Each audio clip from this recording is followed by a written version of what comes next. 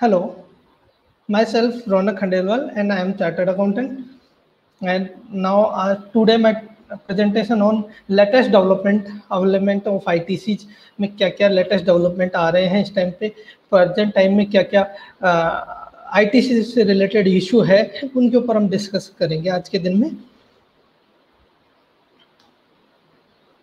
तो input tax credit basically क्या है, बैकग्राउंड है हमारे पूरे जीएसटी का कि इनपुट जीएसटी आया क्यों, क्योंकि जीएसटी में पहले सीमलेस फ्लो नहीं हुआ करता था इनपुट टैक्स का एंड मैनी रिलेटेड इशू हुआ करते थे, उनकी वजह से जीएसटी आया और जीएसटी में ये माना गया कि इनपुट टैक्स क्रेडिट का सीमलेस फ्लो होगा, बट ऐसा अनफॉर्चुनेटली हो नहीं रहा है, वो अलग बात है।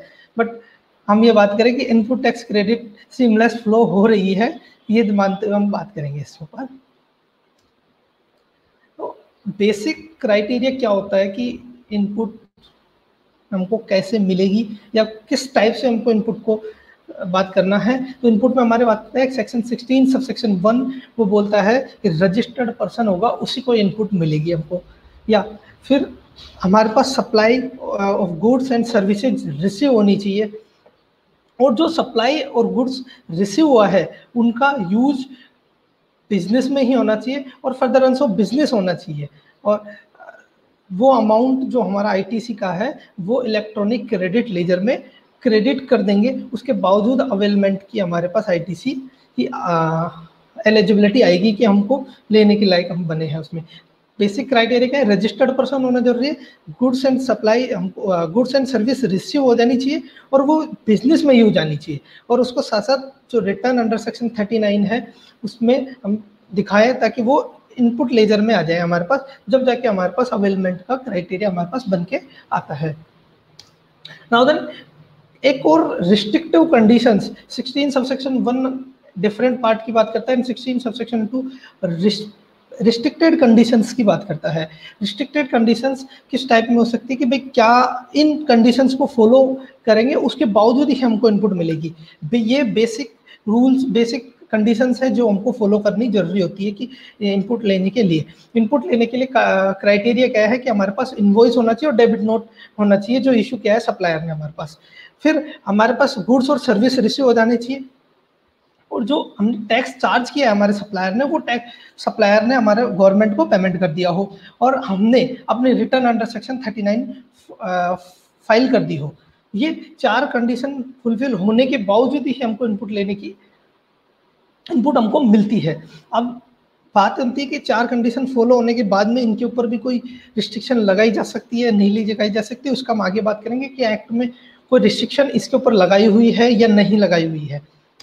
बोलता है एक रूल नंबर 36(4) इस टाइम मार्केट में बहुत प्रचलन में है, लोग इसके ऊपर बहुत कंफ्यूजन होते हैं, और रूल 36(4) के साथ साथ में हमारे पास 2 चीजें और आती है कि जीएसटीआर 2A एंड 2B। ये बहुत बड़ा इशू चल रहा है आज के दिन में मार्केट में कि क्या जीएसटीआर 2A हमको फॉलो करना चाहिए या 2B फॉलो करना चाहिए या दोनों ही फॉलो नहीं करना चाहिए। लोगों के क्वेश्चन अलग अलग होते हैं कि जब हम रिटर्न फाइल कर रहे हैं अंडर सेक्शन 39 की तो जीएसटीआर 2A से हम मैच करें या 2B से मैच करें, तो और रूल 36(4) फॉलो करना है नहीं करना, इसके ऊपर बहुत सी क्रिटिकल क्वेश्चंस हमको देखने को मिलते हैं। आज हम बात करेंगे कि वैलिडिटी, क्या रूल 36(4) की वैलिडिटी है या नहीं है, पहली बात तो, और दूसरी बात क्या वैलिडिटी है तो उसके बाद में हमको 2A 2B चेक करना है या नहीं करना। नाउ रूल 36(4) क्या बोलता है कि input tax credit to be availed by the registered person, किसके बारे में, इनवॉइस और डेबिट नोट जो हमको रिसीव हो रहे हैं, details in which B furnished by the supplier, supplier ने जो हमारे इनवॉइस फर्निश्ड कर दिए हैं उनके ऊपर इनपुट देने की बात करता है, बट एक कंडीशन लगाता है कि हमको 5% से ज़्यादा इनपुट नहीं मिलेगी जो इनवॉइस और जो डेबिट नोट फर्निश्ड नहीं किए हैं हमारे सप्लायर ने अंडर जीएसटीआर 1 या इनवॉइस फर्निशिंग फैसिलिटी IFF में। तो ये चीज़ें बेसिकली बात करता है कि ये एक रिस्ट्रिक्टिव कंडीशन लगाता है। बट हम बात करें कि 36(4) यदि ऐसी बात करता है तो जो बेसिक सेक्शन है एक्ट की लैंग्वेज है वो 16 सबसेक्शन 2 जो बात करता है वो तो 4 कंडीशंस की बात करता है। क्या क्या कि इनवॉइस आ जाना चाहिए, गुड्स एंड सर्विस रिसीव हो जानी चाहिए, हमारे सप्लायर ने टैक्स का पेमेंट गवर्नमेंट को कर दिया जाना चाहिए, और हमने अपनी रिटर्न भर दी हो अंडर सेक्शन 39 के अंदर रिटर्न फाइल कर दी हो। तो फिर ये एक न्यू कंडीशंस गवर्नमेंट कहाँ से लेके आई है, ये कहाँ से इन्होंने गवर्नमेंट ने न्यू कंडीशन लगा दी? इसके ऊपर जब हमने कुछ एनालिसिस किया तो हमने पाया कि प्रेजेंट जो 4 कंडीशंस है, प्रेस्क्राइब जो 4 कंडीशन 16 सबसेक्शन 2 की है, वो ये बात कहीं पे भी नहीं बोलती कि 2A या 2B एंड जब 2A 2B बात नहीं करता और 36(4) का रूल्स का हवाला देते ही नहीं है कहीं पे भी। तो हम ये कहें कि रूल सेक्शन को कैसे प्रिवेल कर सकता है, ये हमारा अंडरस्टैंडिंग आती है कि रूल प्रिवेल कर ही नहीं सकता हमारा 36(4). अब बात होती है कि ये चीज़ें हमको भी समझने आना शुरू हो गई और उसके बाद में ये गवर्नमेंट को भी समझ में आना शुरू हो गई कि कहीं ना कहीं 16 सबसेक्शन 2 और 36(4) मिसमैच है, कॉन्ट्रावेंशन एग्जिस्ट है इन दोनों में। तो इसके बाद में गवर्नमेंट को ये लगा कि नहीं कहीं ना कहीं तो ये प्रॉब्लमेटिक सिचुएशन है, तो इसके ऊपर हमको काम करना चाहिए। तो उन्होंने एक 16 सबसेक्शन 2 में एक AA सेक्शन नया एडेड किया, और वो नया एडेड सेक्शन ये बात करता है कि input tax credit on invoice और debit note may be availed only when the details of supply invoice और debit note have been furnished by the supplier in the statement of outward supply. उसने अपनी GSTR 1 file कर दी हो and उस details को हमको communicated कर दिया हो, तभी ही हमको इनपुट मिलेगी। अब हमको ये लगता है कि जब तक ये सेक्शन नोटिफाई, अभी तक ये कोई सेक्शन नोटिफाई हुआ नहीं है, बट जब तक ये सेक्शन नोटिफाई नहीं होता, as per my opinion section GSTR 2A and 2B कोई वैलिडिटी नहीं रखता है। और जब 2A 2B भी कुछ बात नहीं करेंगे तो हम 36(4) में लगाई गई रिस्ट्रिक्शन हमको फॉलो ही नहीं करेंगे। अब लोगों का क्वेश्चन ये आता है कि क्या 36(4) फॉलो करना है नहीं करना? तो हम कहें कि सर हमारे हिसाब से तो फॉलो नहीं करना, एज पर माय ओपिनियन कभी भी आपको 36(4) को फॉलो नहीं करना है, बट डिपार्टमेंट के लिटिगेशन से बचना है तो एक बार के लिए हमको एक प्रोसीजर हमको चलाना चाहिए कि हमको 2A से उनसे मैच करते हुए चलना चाहिए। पर दूसरी कंडीशन आती है कि गवर्नमेंट ये हमारे जो क्लाइंट्स है और लोगों के क्लाइंट्स है तो उनके नोटिस आना शुरू है, नोटिस आ रहे हैं SMT 10 में। अब उनको क्या लग रहा है कि SMT 10 में जो नोटिस आ रहा है वो रूल नंबर 36(4) पे आ रहे हैं, बट आज तक हमने कभी रूल नंबर 36(4) के ऊपर नोटिस देखे ही नहीं। नोटिस आए हमेशा 16 सबसेक्शन 2 सब क्लॉज C पे। ये पता कैसे चलता है? ये पता तब चलेगा जब आपने कभी उस नोटिस का रिप्लाई करा हो और हमने कहा हो कि हम दिस पॉइंट से डिसएग्रीड है और हमारा शोकोस नोटिस तैयार कर दीजिए। जब वो शोकोस नोटिस तैयार करते हैं तो उसमें बाकायदा हमको ये रेफरेंस देते हैं कि ये शोकोस नोटिस किससे रिलेटेड रखता है, कि 36(4) से रिलेटेड था या अदर सेक्शन से। जब वो 30 उसमें देंगे कि हमने आपको शोकोस नोटिस दिया है on the basis of section 16 sub section 2 सब C।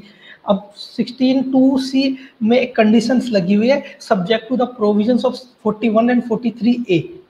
अब कई लोग कहते हैं कि इसका रिप्लाई कैसे करें, तो हम कहते हैं कि रिप्लाई करना बहुत इजीली है, आसान है। हम कहें कि सर 43A में जो मैकेनिज्म दे रखा है आप लोगों ने वो अभी तक आपने इम्प्लीमेंट ही नहीं किया, क्योंकि सेक्शन 43A अभी इम्प्लीमेंट ही नहीं हुआ है। तो इस केस में आपको सेक्शन 43A को के ऊपर एक रिप्लाई देना है कि सर जब तक आपने 43A इम्प्लीमेंट नहीं किया और हम जब तक उसको मिसमैचिंग का कॉन्सेप्ट ही नहीं करें तो आप 16 सबसेक्शन 2 क्लोज C का कंप्लायंस हम करेंगे कैसे? हमारे पास बेसिकली क्या क्राइटेरिया कि उसके थ्रू हम चेक करें, तो इसके बेसिस पे आप रिप्लाई करोगे तो आपको कभी भी डिमांड की आएगी नहीं, आपकी बिल्कुल भी कभी डिमांड नहीं आएगी। इसलिए हम कहते हैं कि आपको बिल्कुल with knowledge and with expertise से चलना है, ताकि ये नोटिस जो आ रहे हैं आप समझने की जरूरत है कि SMT 10 में नोटिस डिफरेंट पॉइंट पे आ रहे हैं, लोग समझ रहे हैं डिफरेंट पॉइंट पे आ रहे हैं। इसलिए हम कह रहे हैं रूल 36(4) को फॉलो नहीं करना है आज के दिन में। अब इस पर कुछ जजमेंटल है जो अभी चल रहे हैं, तो उनके बारे में अलग बात है, अभी कंप्लीट नहीं हुए, इसलिए एक बात ये बताना जरूरी रहती है कि इफेक्ट्स ऑफ न्यू लॉ जो हमारे पास 16(2) AA आ रहा है उसका इफेक्ट क्या आने वाला है। कि ITC can not be available beyond GSTR 2A and 2B। ये बेसिक डिफरेंस आ जाएगा कि जब उन्होंने ये कहा। अब मैं एक बैक में आपको जाके एक चीज दिखाता हूँ कि इन्होंने लिखा हुआ है कि input tax credit on invoice और debit note may be availed only when the details of such invoice और debit note has been furnished. कि जब तक हमारा सप्लायर इनवॉइस को फर्निश नहीं कर देगा और हमको कम्युनिकेटेड नहीं कर देगा, जब तक इनपुट के लिए आप लायबल ही नहीं होगी, इनपुट लेने के लिए एलिजिबल ही नहीं बनोगे आप लोग। तो इस केस में आपको ध्यान रखने की जरूरत है। पहले एक छोटा सा डिस्कशन कर ले कि इन्होंने गवर्नमेंट ने शायद कुछ सेक्शन को बनाते टाइम पे उसमें कुछ गलती दे दी कि उन्होंने लिख दिया कि क्रेडिट और invoice debit note may be availed. May be availed मतलब आप या चाहे तो अवेल्ड करो और चाहे अवेल्ड मत करो in the basis of section AA। But 16 जो सेक्शन 2 है वो रिस्ट्रिक्टिव सेक्शन है और उसमें ऊपर ही हमको रिस्ट्रिक्ट कर रखा है। तो इन दैट केस हमको इस मे को सेल पढ़ना है, क्योंकि एक इंटरप्रिटेशन ऑफ इंस्टीट्यूट का सेक्शन में बोलता है जहाँ भी सेक्शन की इंटेंशन ये हो कि ये रिस्ट्रिक्टिव कंडीशंस लगाना चाहता है, तो जहाँ मे लिखा हुआ है तो भी हमको उसको सेल पढ़ते हुए चलना। तो बेसिक ये मैंने बताया कि यहाँ मे गलती से लिखा हुआ है और इसको हमको सेल पढ़ते हुए चलना है। तो ये कंडीशन है। इस कंडीशन के आने के बाद में क्या इफेक्ट आएगा कि ITC तभी मिलेगी जब आपको 2A 2B में आ जाएगा। अब 2A 2B ये डिपेंड करेगा कि लैंग्वेज क्या यूज की जाती है सेक्शन 216 2AA के अंदर जब भी है। अब बात ही करेंगे कि रूल 36(4) फिर भी फॉलो होएगा या रूल 36(4) कि हमको बेनिफिशियल मिलेगा। एज पर माय ओपिनियन कभी भी रूल 36(4) का बेनिफिट नहीं मिलेगा इस चीज़ के ऊपर। अब कि सेक्शन जो 41 में नो लिखा हुआ है प्रोविजनल क्रेडिट का कॉन्सेप्ट, वो कॉन्सेप्ट खत्म हो जाएगा यदि ये सेक्शन इंप्लीमेंट होते ही। और if the GSTR filed by the supplier beyond cut off date then input will be lost. Input आपकी लॉस्ट हो जाएगी इसी केस में। अब ये बात आती है कि ये तो हमने देखा कि रूल 36(4) फॉलो करना है नहीं करना, रूल 2A 2B के ऊपर हम बात करें नहीं करें, ये चीज़ें मेरे ओपिनियन में तो नहीं करनी चाहिए। कई लोगों को होता है कि नहीं हम लिटिगेशन से बचना चाहते हैं, तो लिटिगेशन से आप बचना चाहते हो तो इस केस में आप इन चीज़ों को फॉलो करके चल सकते हो, कोई इश्यू वाली बात नहीं। बट नोटिस आता है तो उसका बिल्कुल रिप्लाई आप तैयार कर सकते हो, क्योंकि गवर्नमेंट को खुद को ये विश्वास हो गया था कि कोई ना कोई कॉन्ट्रावेंशन 36(4) में और रूल 16(2) में है, इसलिए उन्होंने नया सेक्शन लाया। तो इसका मतलब कोई ना कोई चीज़ थी जो उनको भी लगती थी कि गलत थी, तो इसलिए अब मेरा इस बेसिस पे मैं बनाता हूँ वो नहीं मिलनी चाहिए। अब हम बात करें कि डॉक्यूमेंट्री रिक्वायरमेंट क्या है जो हमको इनपुट लेने के लिए। डॉक्यूमेंट्री रिक्वायरमेंट जो हमने बोली कि इनपुट इनवॉइस होना चाहिए। इनवॉइस किस टाइप का इनवॉइस होना चाहिए, इनवॉइस का क्या नेचर होना चाहिए, तो मैं बोलूँ इनवॉइस एज पर सेक्शन 31 होना चाहिए। जो सेक्शन 31 में हमको दिया हुआ है उसके हिसाब से हमारा इनवॉइस होना चाहिए। इनवॉइस में डिस्क्रिप्शन होने चाहिए, वो जो इनवॉइस सेक्शन 31 के रूल्स में हमको प्रोवाइड करवाए हुए हैं। Invoice issued accordance with the provisions, मैंने लास्ट वीडियो में भी ये बात करी थी और मैं आज भी बात कर रहा हूँ कि सर जब भी आप अनरजिस्टर्ड सप्लायर से यदि कोई RCM की सप्लाई लेते हो तो उस केस में आपको सेल्फ इन्वॉइसिंग इशू करनी पड़ती है। और यदि आपके पास सेल्फ इन्वॉइसिंग नहीं है तो इस केस में आप इनपुट के लिए लायबल नहीं हो, आप RCM तो पे करना पड़ेगा। बट RCM का जो इनपुट लेने जाओगे वो डॉक्यूमेंट्री एविडेंस के बेसिस पे मिलता है, और डॉक्यूमेंट्री एविडेंस इनवॉइस या इनवॉइस या डेबिट नोट या अदर डॉक्यूमेंट जो आपके पास है नहीं आज के दिन में, क्योंकि रूल सेक्शन 31(3)(f) ये बात करता है कि जब भी आप कोई अनरजिस्टर्ड सप्लायर से आप सर्विस लेते हो या गुड्स लेते हो और उसके केस में यदि आपके पास यदि आपको एक सेल्फ इन्वॉइसिंग इशू करना पड़ेगा और सेल्फ इन्वॉइसिंग के बेसिस पे आप इनपुट ले पाओगे। ठीक है, debit note as per section 34 होना चाहिए। Debit note within time limit बनाया जाना चाहिए। डेबिट नोट का क्या है वो अलग मैटर, बट डेबिट नोट आपका एज पर सेक्शन 34 होना चाहिए। बिल ऑफ एंट्री होनी चाहिए और इनपुट सर्विस डिस्ट्रीब्यूटर्स का होना चाहिए। बात ये आती है यहाँ पे कि सेक्शन 31 में तो बहुत सारी चीज़ें लिखी हुई कि क्या इनवॉइस में डिस्क्रिप्शन होना चाहिए, इनवॉइस वैल्यू होनी चाहिए, GST नंबर होना चाहिए, दोनों पार्टियों के टैक्स लगा होना चाहिए, डिस्क्रिप्शन ये होना चाहिए, HSN कोड एग्जिस्ट होना चाहिए, इस टाइप से इनवॉइस रेंज होनी चाहिए। बहुत सी कंडीशन लगाई हुई है। क्या इस कंडीशंस के बेसिस पे कुछ कंडीशंस हमारी फॉलो नहीं हो रही, कुछ चीज़ें हमारे पास नहीं है, तो क्या फिर भी हमको इनपुट मिलेगा? एक सेक्शन 16 में एक इन्होंने प्रोविजो एडेड कर रखा है, सेक्शन 31 में एक प्रोविजो एडेड कर रखा है कि यदि वो document does not content all specific particular, जो 31 में बताया गया है वो नहीं है, बट ये 5 कंटेंट है तो भी आपको इनपुट मिल जाएगी। वहाँ पे इनपुट क्या होना चाहिए, अमाउंट ऑफ टैक्स चार्ज आपके इनवॉइस पे होना जरूरी है, डिस्क्रिप्शन ऑफ गुड्स आपके पास होना जरूरी है, total value of supply of goods और सर्विस उस पर होना चाहिए, जीएसटी एंड सप्लायर का और रेसिपेंट का दोनों का, एंड प्लेस ऑफ सप्लाई, यदि इंटरस्टेट सप्लाई है तो उसके केस में प्लेस ऑफ सप्लाई। ये 5 कंटेंट भी है तो भी आपको इनपुट आपको मिल जाएगी इनके केसेस में। तो ये बेसिक क्राइटेरिया, ये बहुत इंपॉर्टेंट फैक्टर है जो काम आता है ड्यूरिंग जीएसटी ऑडिट या इंटरनल ऑडिट प्रोस्पेक्टिव से। इंटरनल ऑडिट पे आप जाते हो तो डॉक्यूमेंटेशन चेक करना आज के दिन में अनिवार्य हो गया है।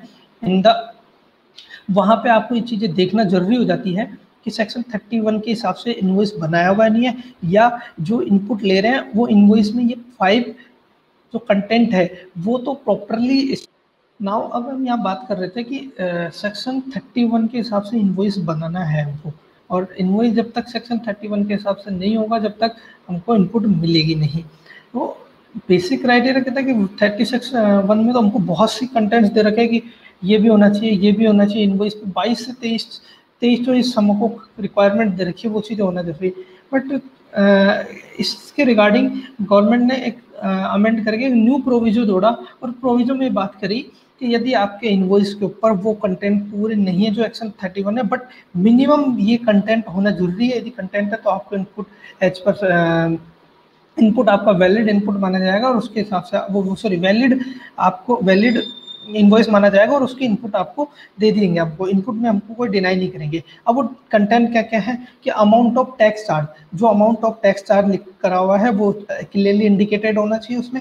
अब क्या करें कि कई बार क्या होता है कि लोग टोटल इनवॉइस वैल्यू से इनवॉइस बना देते हैं, वो वैलिड इनवॉइस नहीं माना जाएगा और उसके बेसिस पे आपको इनपुट नहीं मिलेगी। क्लियरली आप डिस्क्राइब कर लें। तो description of goods and service, जो भी हम गुड्स ले रहे हैं या सर्विस ले रहे हैं उसकी डिस्क्रिप्शन होना जरूरी है उसमें। Total taxable value, total value of supply of goods and service हमको पता होना चाहिए, उसकी टोटल वैल्यू कितनी है हमारी, उसके ऊपर टैक्स लगा हुआ है नहीं लगा हुआ। GST of the GSTN number of the supplier और रेसिपेंट, दोनों के जीएसटीएन नंबर होना जरूरी है। एक का जीएसटी नंबर है, एक का नहीं है, तो इनपुट नहीं मिलेगी आपको। और प्लेस ऑफ सप्लाई भी इंडिकेटेड होनी चाहिए जब इंटरस्टेट सप्लाई आपकी है तो उसके केस में। यदि ये 5 मिनिमम कंटेंट जो बताए गए हैं, जो प्रोविजो एडेड करके दिए गए हैं बेनिफिट कि 5 कंटेंट होने जरूरी, ये होंगे तभी इनपुट मिलेंगे। अब बेसिक क्राइटेरिया बनता है कि ये फॉलो करने की जरूरत पड़ती है। मैं कहूँ कि जो लोग डिपार्टमेंटल ऑडिट के पॉइंट ऑफ व्यू से बात करते हैं, या जो लोग ये कहते हैं कि जी इंटरनल ऑडिट के पार्ट से कि इंटरनल ऑडिट में हम क्या चेक करें क्या नहीं करें, तो डॉक्यूमेंट्री एविडेंस, जो भी सारी डॉक्यूमेंट्री एविडेंस है वो सारी चीज़ें आपको चेक करना जरूरी हो जाते हैं। चेक करते टाइम पे ये सारी चीज़ें कंटेंट्स कि भाई ये चीज़ है या नहीं है, इन चीज़ों के नहीं होने से आपको इनपुट नहीं मिलेगी। यदि डिपार्टमेंट में ये इनवॉइस चलेगा तो वो इनपुट डिनाइड कर देंगे। तो ये सारी चीज़ें हमको हेल्प करती है कि ये चीज़ें होना जरूरी है। अब बात करें कि हमारा बेसिक क्राइटेरिया था कि आज ये तो हमने एक्स्ट्रा काम किया कि भाई रूल 31 के हिसाब से होना चाहिए नहीं होना चाहिए। बेसिक क्राइटेरिया था कि सेक्शन रूल 36(4) फॉलो करना है नहीं करना, 2B और 2A का रिलेवेंस है या नहीं है। आज के दिन में रूल नंबर 36(4) अल्ट्रा वायरस है, और रूल 2 सेक्शन 2A और 2B rule GSTR 2A and 2B वो कोई मायने नहीं रखते, उनका कोई रिलेवेंस नहीं है आज के दिन में हमारे लिए। बट जब तक सेक्शन 216 सब सेक्शन 2AA जब तक नहीं आ जाता तब तक इनका कोई रिलेवेंस नहीं। उसके आने के बाद में मैं कह रहा हूँ रिलेवेंस बहुत ज़्यादा तक बढ़ जाता है हमारे लिए कि उनके ऊपर हमको काम करने की जरूरत पड़ेगी। अब एक चीज़ और हमको देखना जरूरी हो जाती है यहाँ पे कि 2A और 2B का रिलेवेंस नहीं है, इसका मतलब ये हम नहीं कह सकते कि 2A और 2B को हम फॉलो नहीं करें। फॉलो करना इसलिए भी जरूरी है क्योंकि हम लिटिगेशन से बच सके। डिपार्टमेंट के बहुत से लिटिगेशंस आते हैं, ASMT 10 में नोटिस दे दिया, वो दे दिया, उन सब चीज़ों से बचने के लिए हमको वो फॉलो करना एक बार के लिए नॉमिनल लेवल पे जरूरी हो जाता है। बट हम बोल रहे हैं कि लॉफुली पर्पज से आप बिल्कुल भी आपको फॉलो करने की जरूरत नहीं है उन चीज़ों को। अब कई लोग कहते हैं कि 2A और 2B हम फॉलो करेंगे, आप कैसे कह रहे हो कि 2A 2B फॉलो नहीं करना। मैं कहता हूँ सर चलो ठीक है, आप मान लेते हैं कि 2A आपको फॉलो करना है, तो उस केस में आप एक 2A के हिसाब से हम इनपुट लेंगे। किसी सप्लायर ने आपकी 1 लाख रुपए की इनवॉइस को गलती से उसको 2 लाख रुपए चढ़ा दिया, तो क्या उस केस में आप 2 लाख रुपए की इनपुट लोगे या 1 लाख रुपए की इनपुट लोगे? ये बहुत अच्छा क्वेश्चन होता है कि हम आपके हिसाब से तो आप 2A फॉलो कर रहे हो, 2A के हिसाब से इनपुट लेनी है आपको, तो इस केस में 2 लाख रुपए इनपुट लेना चाहिए। बट उस जगह तक आपका ओपिनियन बदल जाता है, उस जगह आप कहते हो नहीं, इनवॉइस में हमारे पास जो लिखी हुई है वो ही हमको लेना, उससे ज़्यादा थोड़ी लेंगे। तो इसलिए हम कहते हैं कि 2A 2B का रिलीवेंस नहीं है, पर ये हेल्पफुल पर्पज है कि किसी सप्लायर ने मेरा इनवॉइस चढ़ा रहा है नहीं चढ़ा रहा, वो अपनी रिटर्न्स रेगुलरली फाइल कर रहा है नहीं कर रहा, ये सारी चीज़ें हमको ध्यान रखना जरूरी हो जाती है यहाँ पे। Now all are complete. Basic छोटा सा डिस्कशन था वो मैंने आपके साथ शेयर किया। Now and subscribe my channel casansar.com